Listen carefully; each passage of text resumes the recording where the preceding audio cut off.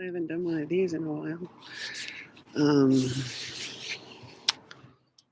and I'm doing it this way because my cell phone is out of juice. Finally, thank goodness. And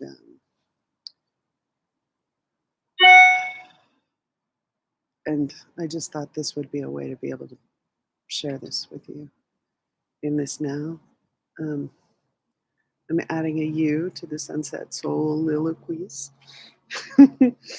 and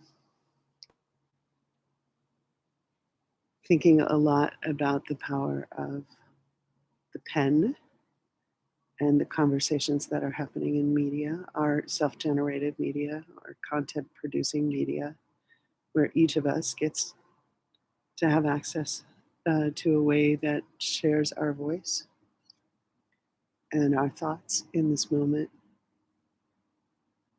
And we each get to share the publish button and express what's going on in our world for us. And the power of that circle, and that's how I envision it, a circle of 5,000 people or so, maybe on its way to 6,000 people who are somehow included in the algorithm count of my friends, quote unquote friends. But some of them really are my friends. And the deepening of the conversations that are possible now in the soul inquiry that we are all making in light of the coronavirus reality that we are all living in, all of us, all around the globe, compounded now by the conversation about race in America. And I want to say that it's not just race in America, but it's what we're doing to and about and for and because of race in America. And these are complicated things to think through, especially if you are a person of privilege. I've spent my whole adult life being in love with people of color, giving birth to mixed babies, loving the son that sprang from my heart, loving, like everybody loves their baby, but man, do I love this child. And everybody's got to figure out their own way to raise their own kids. But what we do, especially in these moments when we are, parent and teacher and, work from home person and, all those things, like we are all of it, all of us, all of it right now. There's nobody filling in for us, So what we believe and what we say and what we know and what we don't know and what we perpetuate, that's something that's on us. And everybody's kids are learning up close and personal. What are the words that we say inside our home? What are the things that we watch? What are the ways that we participate? Whose side are we on? And there's a clear demarcation now. You can't just say there are good people on both sides. There are always good people who think they are being good. Everybody who went to work in Nazi Germany for some time probably felt like they were doing the right thing for their families, for their government, for their country. Whatever, I know real German people I should work this out with. And I come from a Germanic heritage. Sweden is not Germany, but it's not Oakland either. So I'm back thinking out loud with you, and I'm going to switch what I read, if I read out loud, to writers of color, Black women writers. They have the most to teach me about being Black mothers. And I was never able to be a Black mother to my children. could only be a white mother. But what they need to know right now, they would have learned differently. They would have learned differently. I was in a conversation with my son who's living in Idaho, and I started making notes in my Wee Moon calendar book about the atrocities that are being visited upon his being and the proximity of, the repetition, how quickly, how many in one day. And, he told me his story, and his stories are his stories to tell, but they're stories that leave me saying, I'm sorry. I'm not sorry that I brought you into the world. I'm just sorry the world sucks for you. And you are brilliant, and I love you, and I'm proud of you every fucking day. And I probably should get my roots done and put makeup on if I'm gonna record things live, but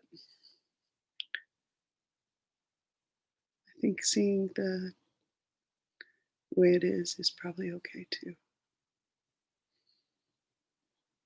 It's not a day I don't wake up in fierce prayer for their safety, my children. I have 3. And today I heard from my nephew. Um, I was so lucky to be a part of that family. And so welcomed and celebrated and challenged by my whiteness, by my privilege, by what I couldn't reconcile because I didn't know so much of heritage and culture and who does what and when. And we didn't have a language to be able to talk about it.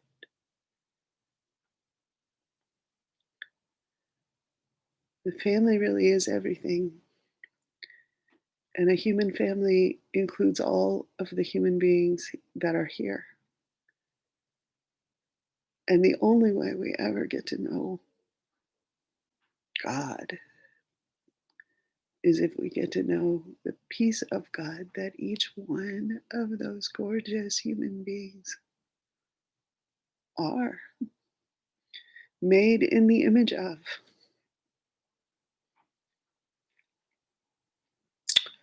So I bring you what it is at the end of this day, at this moment when the sun goes all the way down and the Rothko takes over the sky. And I invite you into a deeper conversation with yourself, with your family, with your heritage, with your relearning, retooling how to build a world that works for everyone in it. Because we have not done that. And this is the 21st century. And all of us have COVID realities that we're trying to figure out while we are outraged, while we are protesting, while we are showing up for the family that is ours, for the people under the knee of power over. And that has been Black people in America since they were imported, since we were imported, since the part of us that is people of color. Now, I'm not saying I'm a Black person, I'm just saying I love Black people. And through that love, I learned how fucking lucky I am and how wrong that luck is.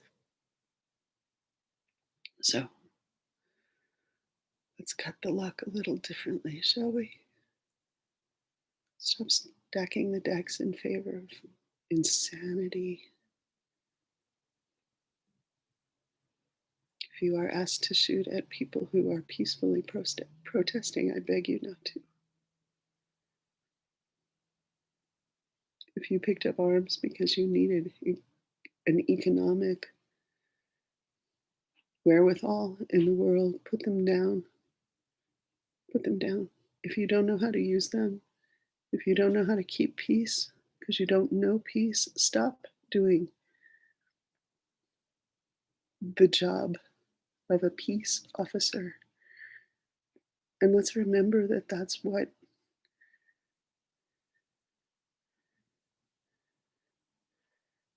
the ideal of a peace officer would be: someone helpful, someone clear headed, someone willing to offer safety and protection.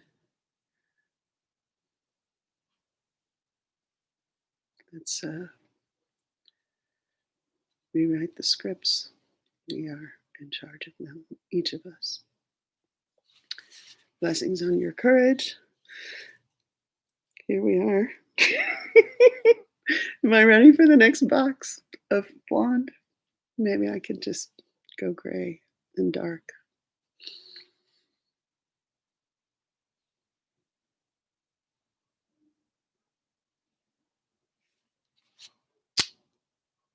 Black lives matter to me. They matter to you too. Blessings on your courage. And blessings on our children. All of them, everywhere.